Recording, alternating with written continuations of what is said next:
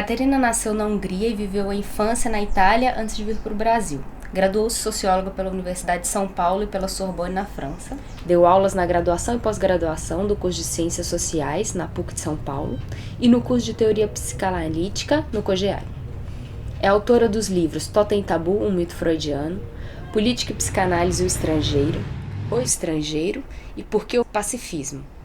Recentemente supervisionou em São Paulo os trabalhos dos psicanalistas na Clínica do Testemunho dos Projetos Terapêuticos, do Ministério da Justiça para atender vítimas de torturas no período da ditadura militar. Eu gostaria de fazer umas perguntas, né? A primeira pergunta que a gente tem para você, Caterina, é que em nossas pesquisas notamos a sua interessante trajetória nas escolhas que enfim te levaram aos temas da sociedade, da política e do estrangeiro. Em sua história pessoal, de que forma se viu atravessado por essas questões?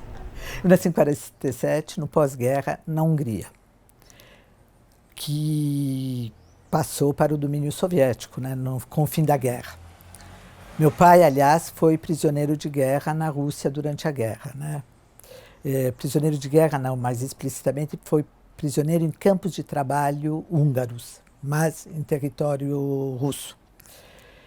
E com o fim da guerra, logo depois já eles tentaram sair e eles saíram de fato, né? Nós saímos de fato em janeiro de 49, no dia do meu aniversário de 2 anos, com o último trem onde eles autorizaram as pessoas a sair. E sem passaporte. Nós tínhamos só um salvo-conduto do Alto Comissariado das Nações Unidas para os Refugiados. Ou seja, eu começo minha vida, né, silêncio e sem documento, né, só com laissez-passer, e vamos para a Itália. Na Itália nós ficamos, até meus 9 anos, ou durante 7 anos, tentando obter uma licença de estadia que meus pais nunca conseguiram obter. Ou seja, eles tinham que ir de 3 em 3 meses na delegacia para renovar um visto provisório. O que torna a vida muito insegura, né? E até o momento que, embora eles na época quisessem ficar na Itália, eles se deram conta que era impossível ficar na Itália para eles, né? A não ser que eles aceitassem ir de 3 em 3 meses numa delegacia para renovar um visto de permanência. Como no Brasil, na época, a imigração estava aberta e meu tio materno e minha avó materna já estavam morando aqui, eles tomaram a decisão, que para eles foi uma decisão muito difícil na época, de vir para cá. Até porque, se dependesse do meu pai, ele continuaria tentando tentar ficar na Itália, e minha mãe quis vir. Nesse momento, eu já era... Enfim, falava húngaro em casa, morava na Itália e eu fui alfabetizada num colégio francês. Porque meu pai era um iluminista e tinha isso, acho que é uma frase que me marcou a vida inteira, até na minha escolha pela psicanálise. Ele dizia que só era possível ser livre em francês. E eu tive que carregar esse desejo paterno pela vida fora, que ele era tão explícito, né? Mas, enfim, ele era encantado pela Revolução Francesa. Embora, curiosamente, ele tenha sido prisioneiro russo, ele sempre disse que foram os russos que ganharam a guerra, né? Quer dizer, meu pai era um livre pensador e isso me marcou muito, acho que nas minhas escolhas. E em 55, né, nós chegamos no Brasil. Aqui no Brasil, meus pais se naturalizaram logo, né? Eles pediram a naturalização brasileira, eles conseguiram, mas eu tinha que esperar a maioridade, que na época era 21. Ou seja, eu continuava apátrida, eu continuava sem documento, eu continuava uma pessoa sem direito de ir e vir, porque fora um salvo-conduto eu não tinha nada, né? Eu só existia quando eu vim para cá no passaporte, no salvo-conduto dos meus pais. Eu fui emancipada aos 18 anos para poder pedir a naturalização brasileira. Demorou, quer dizer, eu fiz o pedido aos 18, demorou até os 20, e finalmente, aos 20 anos, eu me naturalizei brasileira e obtive o primeiro passaporte da minha vida. Ou seja, até os 20 anos eu não... Eu era, ao mesmo tempo, cidadão do mundo e um cidadão de lugar nenhum, né? Porque eu não tinha documentos.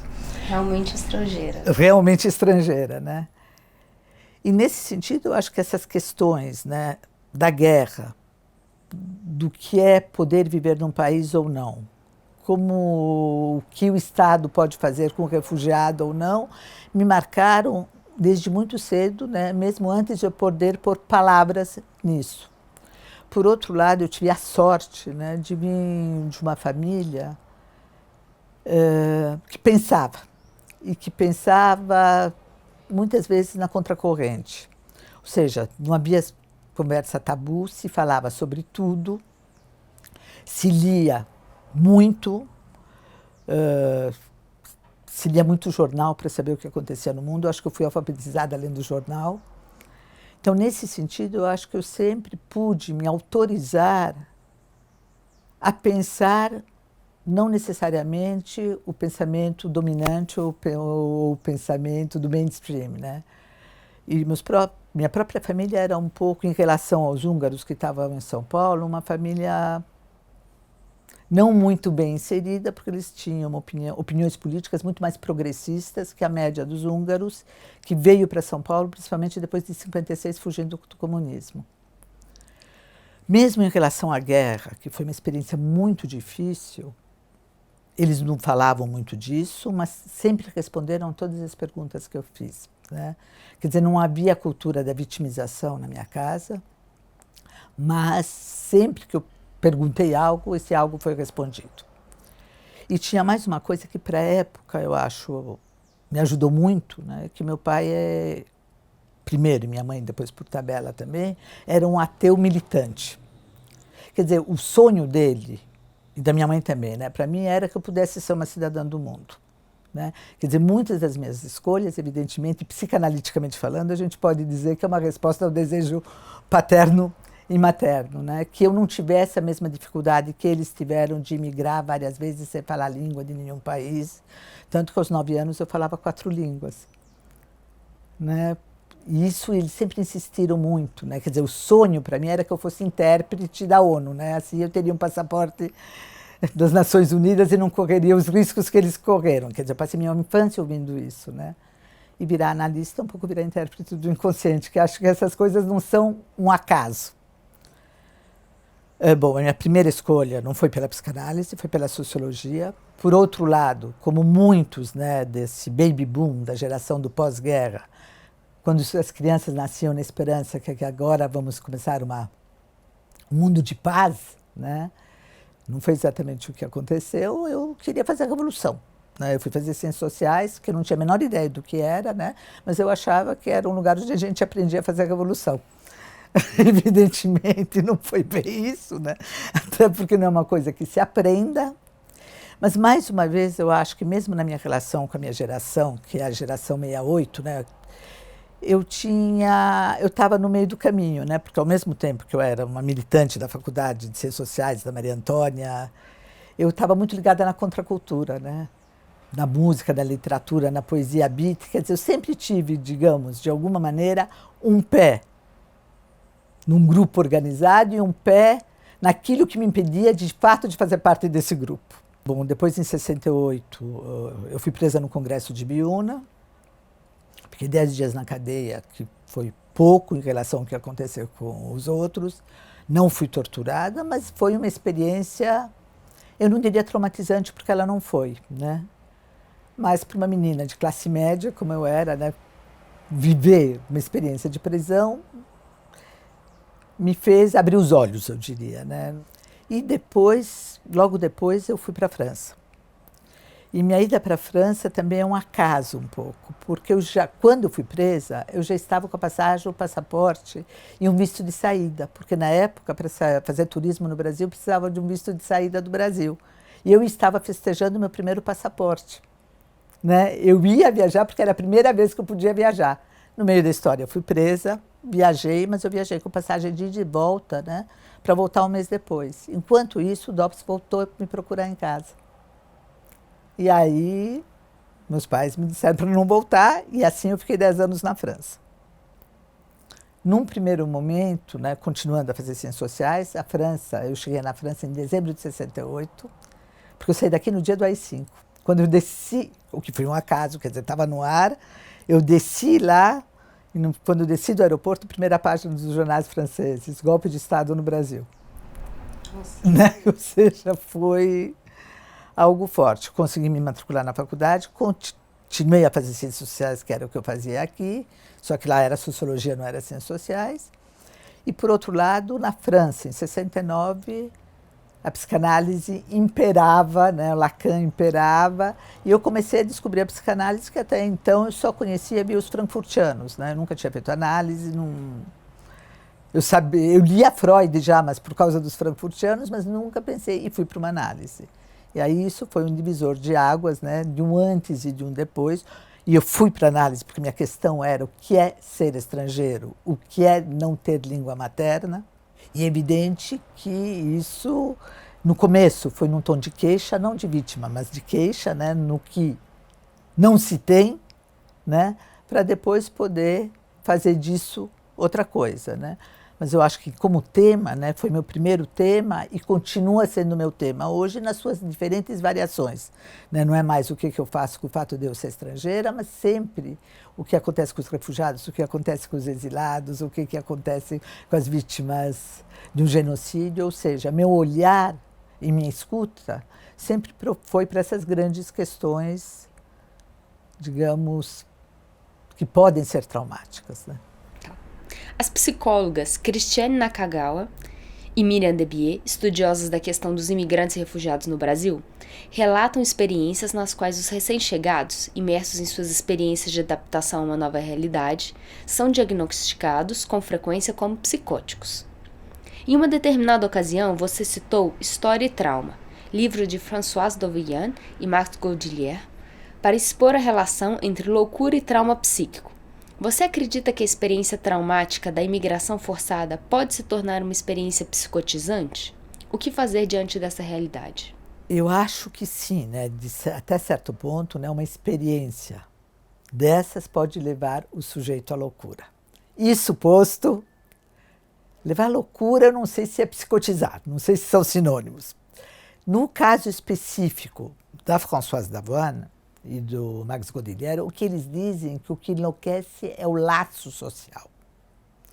Ou seja, aquilo que dá um lugar para o sujeito, o lugar do sujeito no laço social que enlouquece. Por outro lugar, nós não podemos esquecer que muitas das pessoas que finalmente decidem migrar, porque são obrigadas a fazê-lo por razões políticas ou religiosas ou econômicas, ou sexuais, né, que são perseguidos na sua própria terra, ou mesmo que não sejam perseguidos, algo acontece com eles que eles já se sentem exilados em casa, na sua terra, na sua família, eles já não têm um lugar. Nesse sentido, a imigração parece a única possibilidade de encontrarem um lugar. E muitas vezes eles não encontram de imediato, não encontrarão nunca, mas já vem uma questão, né, que os obrigou a fugir. Né? Quer dizer, já, para além das razões objetivas, nem tudo é feito de razões objetivas. Né? Já havia um exílio interno. Por outro lado, se a gente pensar um pouco na Guerra de Ruanda, né, quase como um tipo ideal, que amigos, conhecidos, famílias que se davam, conviviam, de repente, as duas etnias não se suportam mais, não se falam mais, se matam uns aos outros. Ou seja, o que enlouqueceu? Foi o laço social. De repente, o amigo virou inimigo, o inimigo virou amigo, você não tem mais um lugar para se situar. E isso bate um pouquinho com todas as aspas do mundo, né, o que está acontecendo politicamente hoje. Né? Ou seja, os amigos se tornam inimigos, e você finalmente fica sem um grupo possível de pertencimento. Isso, sim, a dor disso enlouquece. E desde Ulisses, né, desde a Grécia Antiga, se fala, né, como uma migração forçada pode enlouquecer, né? Mas não vamos psicopatologizar isso, vamos manter um pouco, né, o poético, né? Quando se fala é uma dor que enlouquece, né?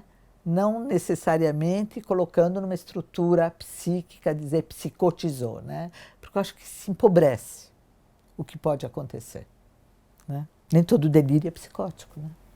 O ódio, o racismo, o crime, a violência, a guerra.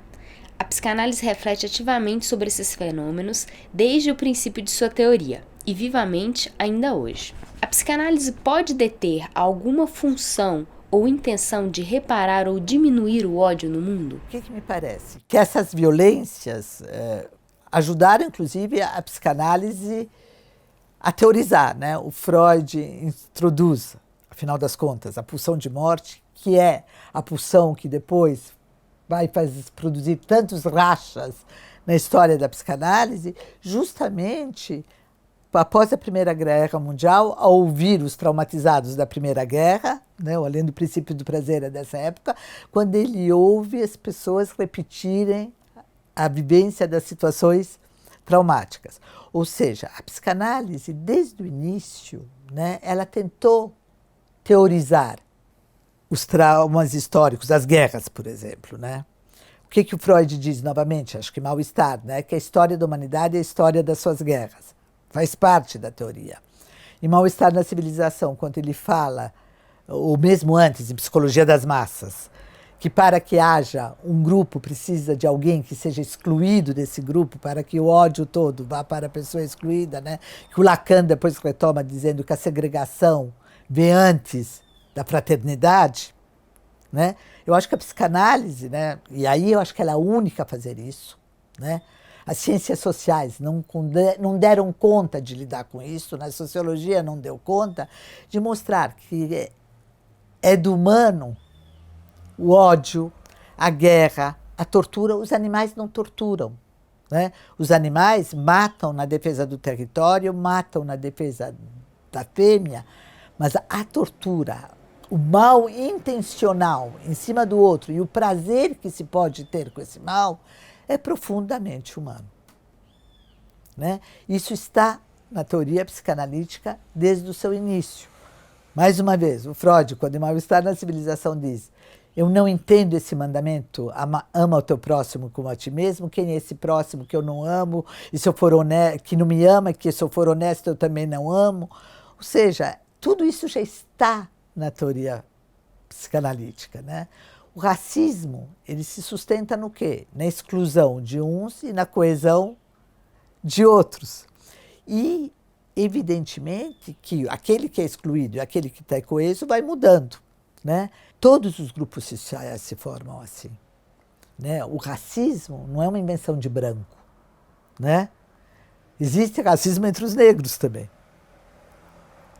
Entre eles, em relação aos brancos. Quer dizer, o racismo é da estrutura do sujeito, né? De eliminar o que ele não suporta em si e que ele projeta no outro, né? A base do racismo é uma base de projeção daquilo que é pulsional, abjeto em nós, que eu não suporto, eu jogo no outro. Agora, tem uma coisa que eu acho que é importante que a gente não pode esquecer.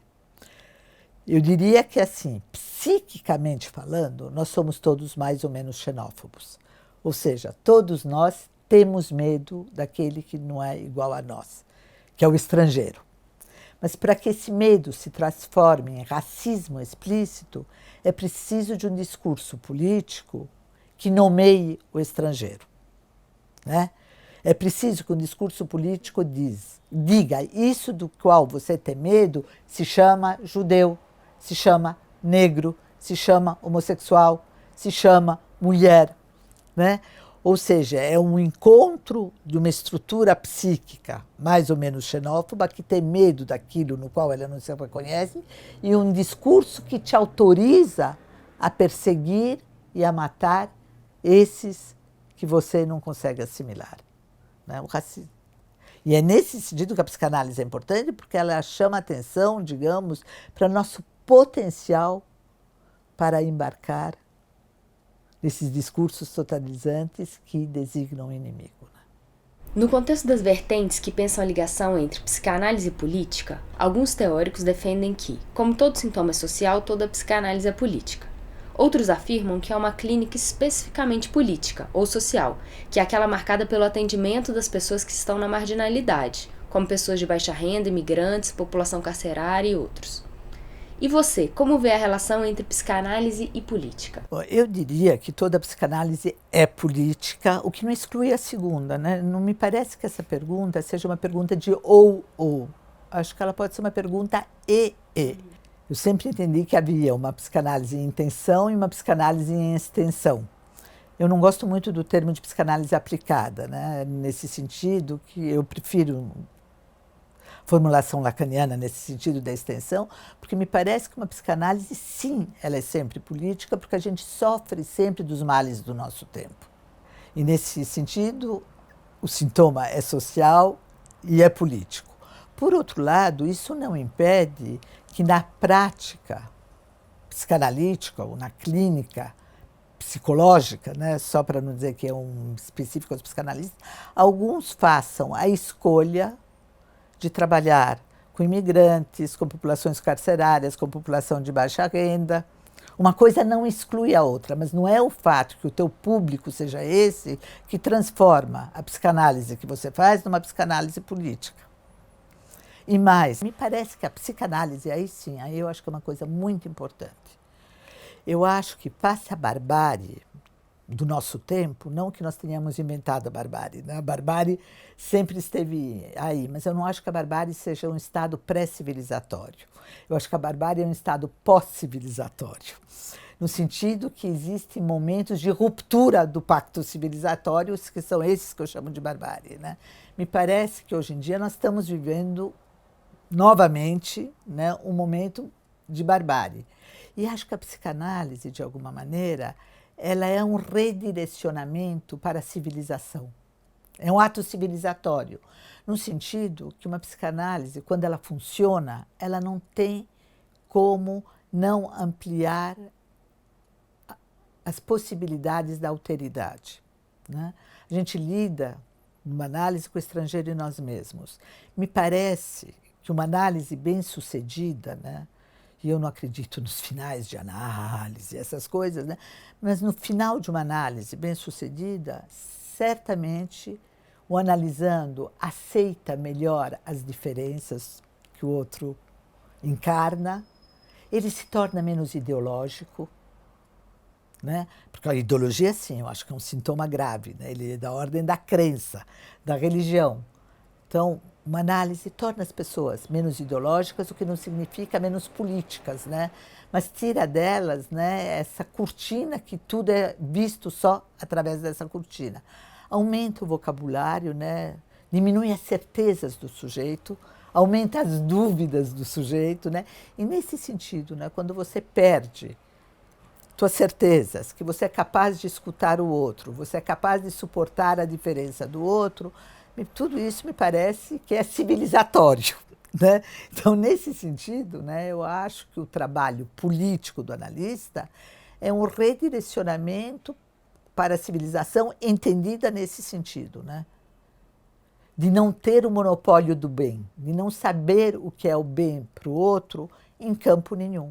E, portanto, se deixar interpelar pela diferença que o outro te coloca na vida, né?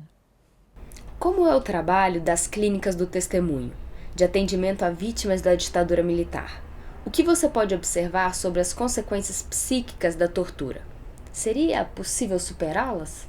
Foi um projeto do Ministério da Justiça. E o que é interessante, que a gente poderia dizer, ainda bem que finalmente esse projeto aconteceu. E, ao mesmo tempo, a gente poderia dizer, precisou esperar tanto para esse projeto acontecer?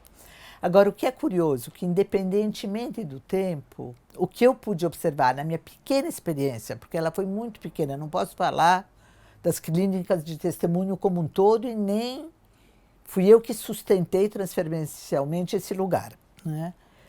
Que muitas das pessoas que chegaram lá, muitas jamais fizeram uma análise, mas havia pessoas que fizeram análise durante anos, sem que tenham falado da tortura. Como se elas não se sentissem, talvez autorizadas nas suas análises individuais, de falar da tortura, ou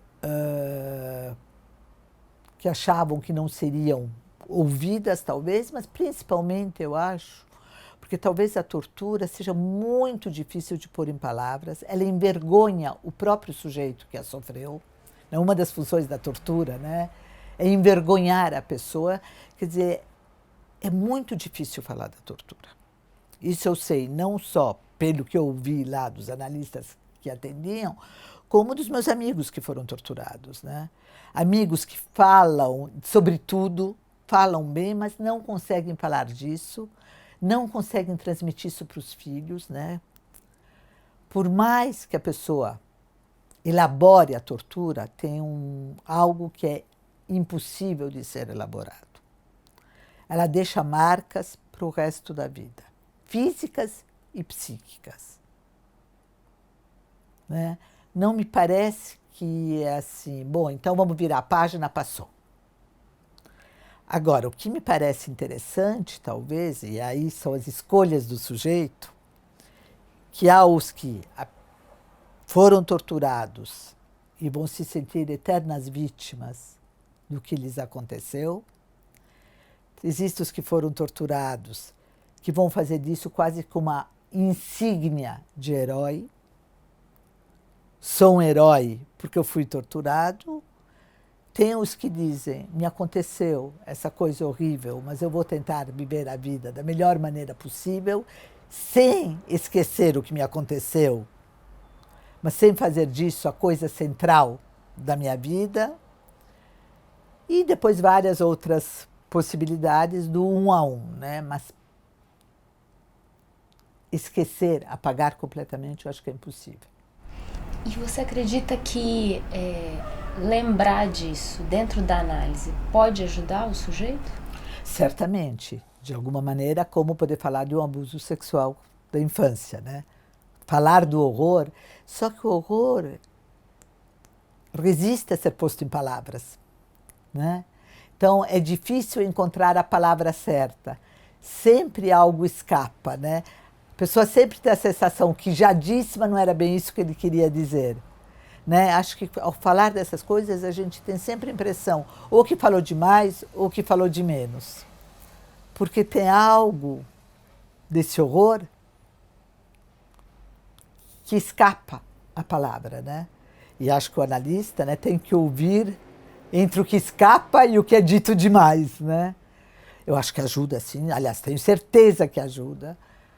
Tenho certeza que torna a vida da pessoa mais tolerável, né, suportável, poder ter falado disso, mas eu acho que não é para o analista ter a ilusão também que tudo foi dito.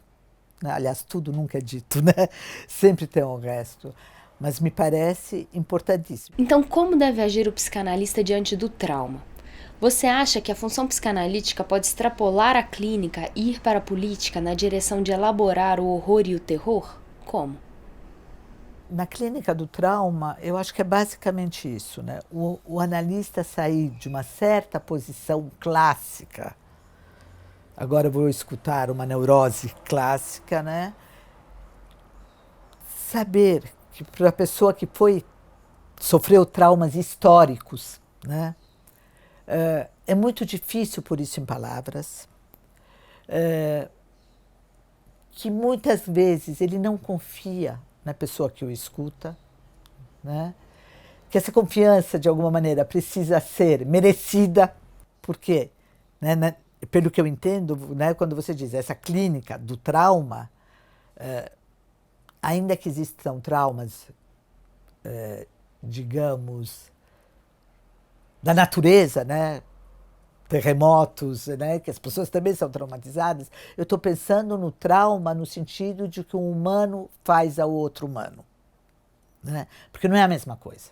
Não é a mesma coisa você dizer eu sobrevivi a um terremoto, eu sobrevivi ao tsunami, né? Ou de dizer eu sobrevivi a um semelhante que tentou me matar. Tentou me desumanizar, né? Aí acho que é de outra ordem, né? E eu entendo essa pergunta, né? Nesse sentido, quando essa pessoa consegue chegar ou num analista, ou numa clínica de testemunho, ou ser acolhido como fazem as pessoas de Palavras Sem Fronteiras, né? Numa instituição que trabalha com refugiados do mundo inteiro, aquele que se dispõe a fazer uma escuta analítica tem que sair, eu acho, do seu lugar de neutralidade, realmente se colocar nesse lugar. Eu me interesso por você. Eu quero saber o que te aconteceu, embora eu não tenha vivido isso. Eu preciso que você me ajude a imaginar o horror pelo qual você passou. Né? E isso exige um comportamento ativo por parte do analista. Né?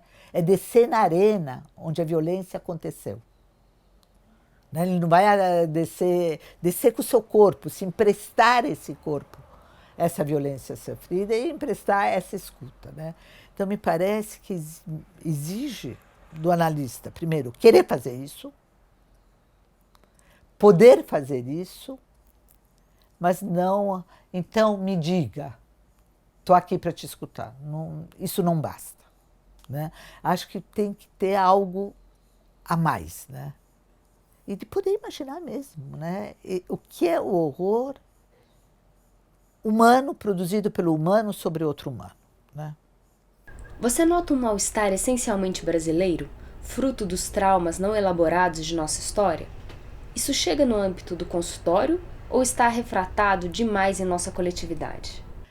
Não, eu não acho que haja um mal-estar típico da nossa sociedade. Né? Eu não sou culturalista, né? Eu sou profundamente universalista, né? Até pela educação que eu tive. Eu acho que o mal-estar na civilização é universal, o que não quer dizer que não possa adquirir características históricas num lugar específico ou no outro.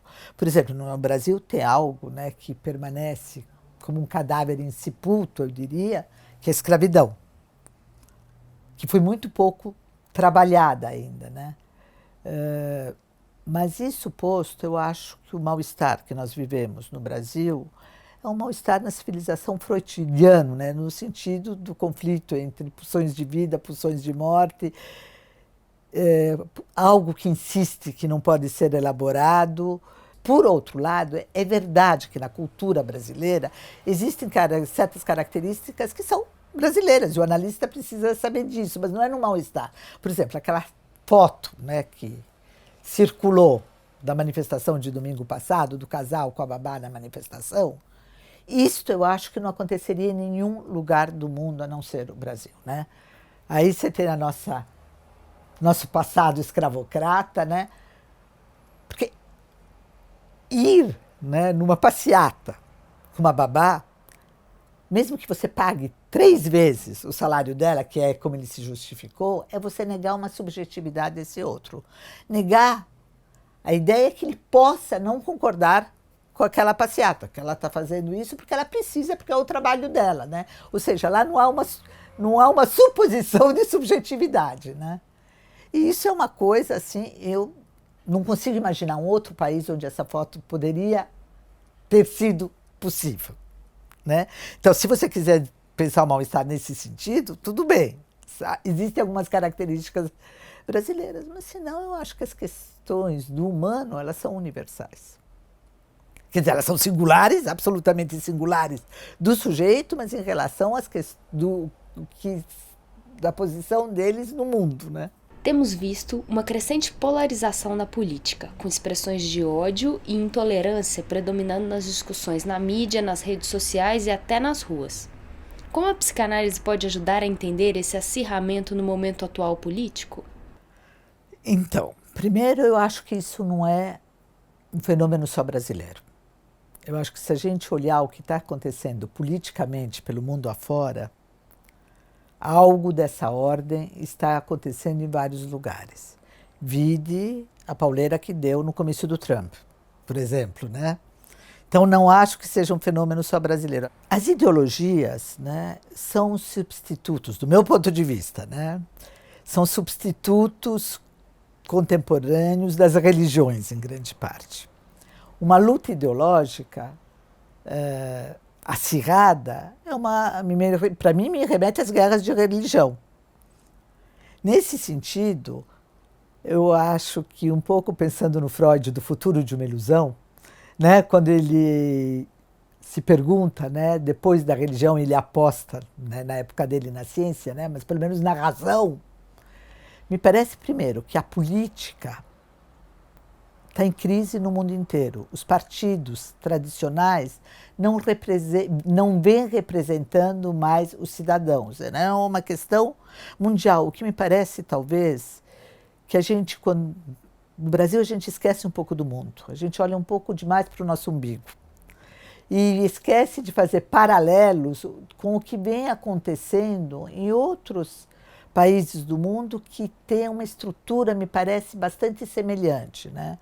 Ou seja, nós estamos no momento de crise do político, dos partidos políticos tradicionais, daquilo da democracia representativa, né? Nesse sentido, e as redes sociais, que são algo novo, né, onde as pessoas se autorizam a dizer qualquer coisa em qualquer momento, para o bem e para o mal, né? Existe uma banalização que assim, né, vamos pensar um pouco, quais são as profissões impossíveis, né? Psicanalizar, educar e governar, né? Nós estamos perante, né, uma profissão impossível mesmo, né? Que é o governar. E mais impossível ainda, governar democraticamente. Porque para um ditador é fácil, né? Ele esquece não só que o sujeito é dividido, mas que a sociedade é dividida também, e ele vem com o seu corpo e com sua fala preencher qualquer divisão, qualquer vazio para uma unidade, né? O mais difícil, né, quando você tem que lidar com as várias facções de uma sociedade democrática, que ela é dividida também, com a divisão do sujeito. E parece que nesse momento, né, há uma crise de suportabilidade dessa divisão, né? De onde os discursos e uma procura por um discurso único, né? E acho que o que a psicanálise pode fazer é denunciar o discurso único, né? Porque ele é sempre religioso, ele nunca é político, né? É possível identificar algum traço distintivo essencial entre o psiquismo do indivíduo conservador e o psiquismo do indivíduo progressista? Olha, eu acho que não. Né? A gente pode ter em mente a personalidade autoritária do Adorno. Outro dia me mandaram, curiosamente, uma matéria muito interessante feita por um neurocientista de Berkeley sobre quem são os eleitores do Trump. Né? Só para sair um pouco do Brasil, porque eu acho que é importante, né? Onde ele faz toda uma análise, né, a partir da neurociência, isso que é o mais interessante, né, da importância desse vencedor no momento de fragilidade, que os Estados Unidos estão se sentindo perdedores de uma antiga glória, né? E como então o Trump viria preencher esse vazio com esse excesso de autoconfiança, né? Então, acho que para além, né, do que o Adorno já disse na personalidade autoritária, eu queria chamar uma atenção para uma coisa que a gente estava conversando um pouco em off antes de começar, né? Que vários representantes, né, do pensamento conservador no Brasil, hoje, né, são antigas pessoas de esquerda, são jovens que militaram no trotskismo, principalmente. E o mesmo aconteceu nos Estados Unidos durante o Bush, né, que vários daqueles, que agora eu não lembro mais o nome deles, aquele Woodrow, não sei dos cantos, foram discípulos do Carl Schmitt. Nos Estados Unidos, houve ex-trotskistas que se transformaram nos planejadores da guerra do Iraque. Por que eu estou fazendo essa comparação que me perturba desde o começo, né? Porque dentro do trotskismo você tem a ideia, né, da revolução permanente. Você tem a ideia que você quer exportar algo que você considera correto para o mundo inteiro.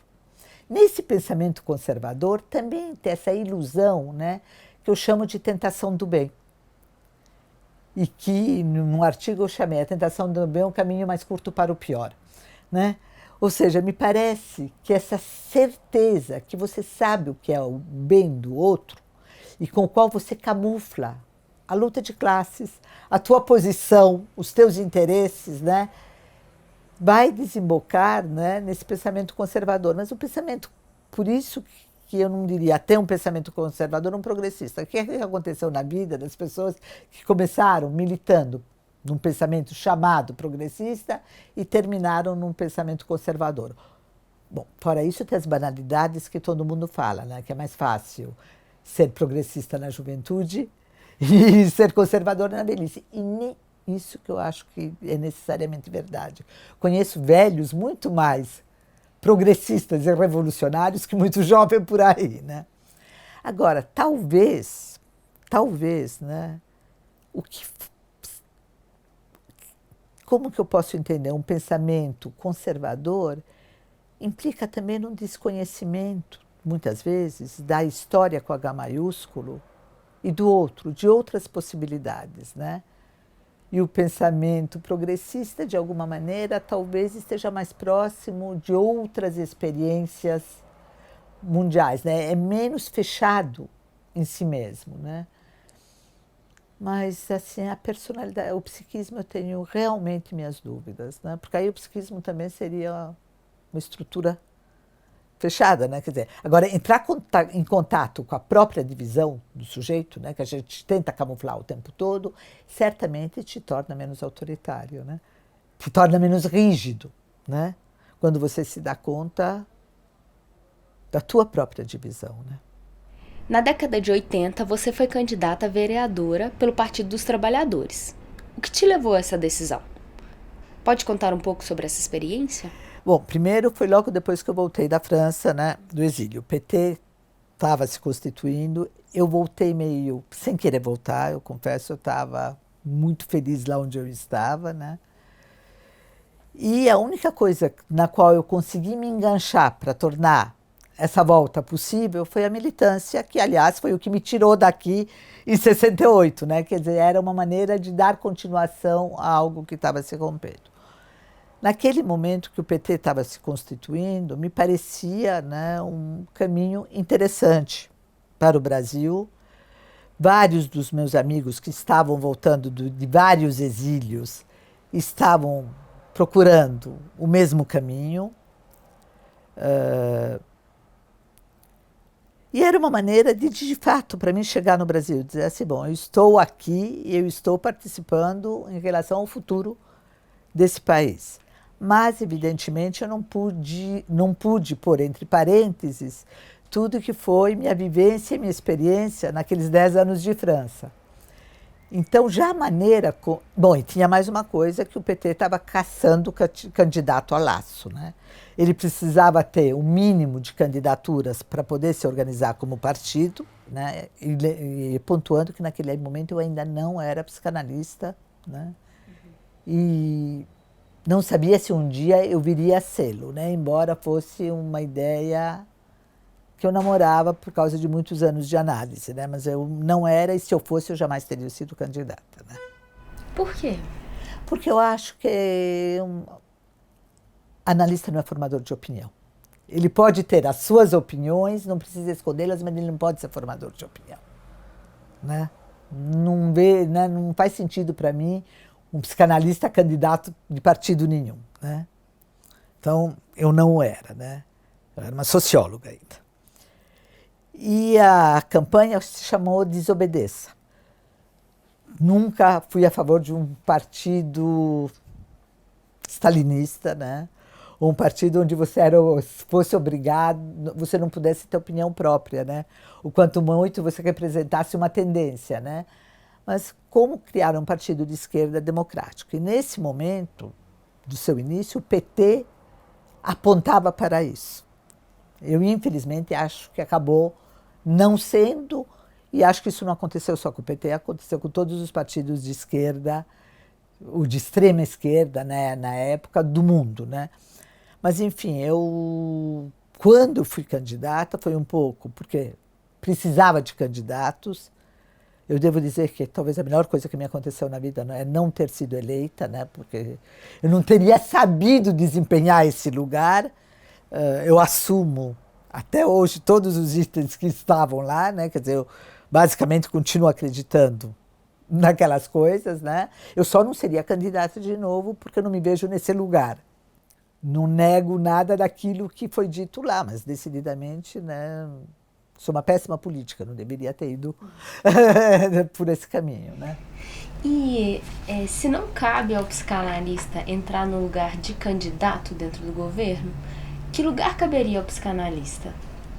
Da clínica dele, da escrita que ele pode publicar, de conferências que eventualmente ele possa dar. Mas eu acho que a psicanálise não pode ser partidária, né? Ela pode ser aquilo que eu falei, né? Um caminho para a civilização. Ele pode tomar partido, né? Mas ele não pode ser o porta-voz de um partido, né? Porque senão, com isso, ele cala a voz de qualquer oponente, né? O simples fato de ocupar esse lugar, né? Bom, Caterine, muito obrigado, né, por essa oportunidade de nos receber aqui no seu consultório. A gente aprendeu muito com você, tenho certeza que as pessoas que vão assistir a sua entrevista no site do PsiBR também vão aprender bastante. Foi uma ótima discussão. Obrigada. Obrigada, digo eu, por terem me dado a palavra, né?